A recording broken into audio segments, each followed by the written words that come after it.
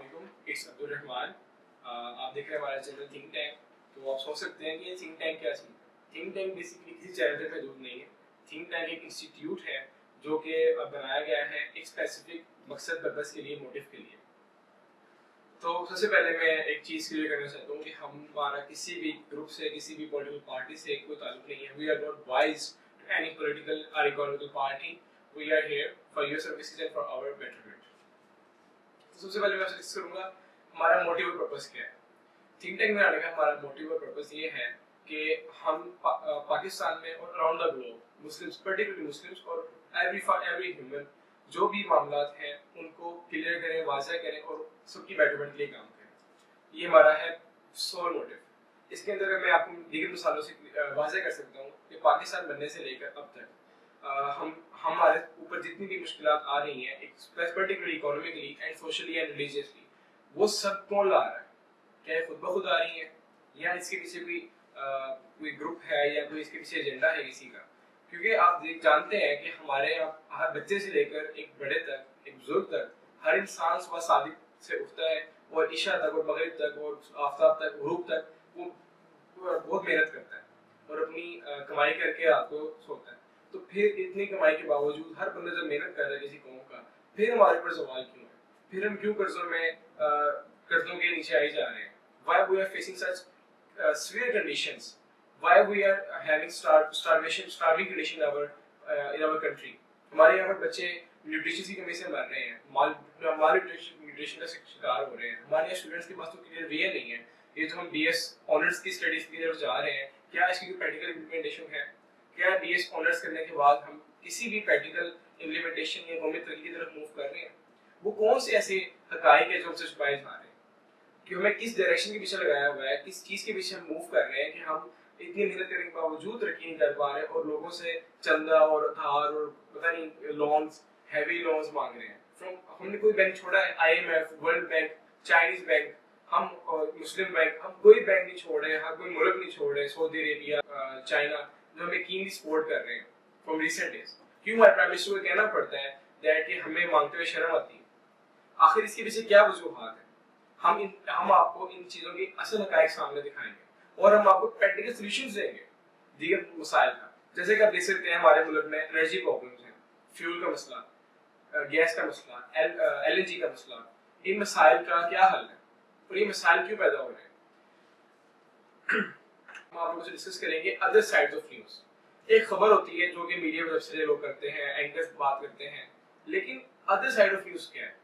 एक होती है सीधी न्यूज़ के भाई पेट्रोल महंगा हो गया। क्यों महंगा हुआ है? उसके पीछे सर्टेन वजूहात क्या हैं? अब अगर रशिया और यूक्रेन की लड़ाई हो रही है तो उसका आम पाकिस्तानी के ऊपर क्यों असर हो रहा है और क्या असर हो रहा है? अगर उसका असर हो रहा है तो उसके असर से कैसे बच सकते हैं? हम खुद कफील कैसे हो सकते हैं? हम इन चीज़ों को वादा करने के लिए आपके पास आए। उसके बाद हमारा जो एक और कोर पर्पस है, कोर मकसद है, वो है इंटरनेशनल इश्यूज को कनेक्ट करना एक आम आदमी की जिंदगी से। पहले दौर में होता था कि इंसान एक कस्बे में, कबीले में रहते थे और उस कबीले के मसाइल का एक इंसान उसके इंफरादी फर्द के साथ, इंडिविजुअल के साथ ताल्लुक होता था। एक one individual was connected to the whole group. If the whole group was affected from anything, then it will affect every single individual of the society.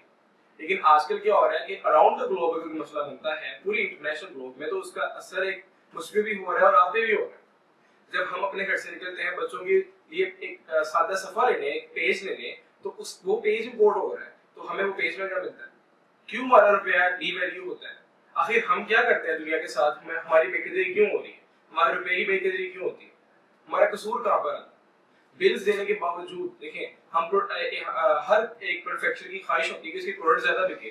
Pakistan बिजली प्रोड्यूस कर रहा है, हम कंज्यूमर्स हैं, हम कस्टमर्स हैं, फिर हमारी ख्वाहिश है कि बिजली चलाएं और मुल्क में बिजली दे नहीं रहा। आखिर इसके पीछे क्या वजूहात है? 2022 के बावजूद हम बिजली, पानी, गैस, तेल और रोटी के मसाइल में फंसे हुए हैं। हमारे यहाँ पर एलीट से लेकर एक आम आदमी तक इन्हीं मसाइल में फंसा हुआ है। क्या हम इन मसाइल से आगे नहीं जाएंगे? क्या हम आगे का नहीं सोचेंगे? हम दुनिया को देखते हैं कि वो चांद पे जा रहे हैं जी और यहाँ जा रहे हैं, लेकिन हम कहाँ पे जा रहे हैं? फिर मैं बात करना चाहूंगा सोशल कल्चरल वैल्यूज की। अगर हम सोशली बात करें तो किसी भी कौम को तबाह करने के लिए सबसे पहले उसका कल्चर तबाह करना पड़ता है।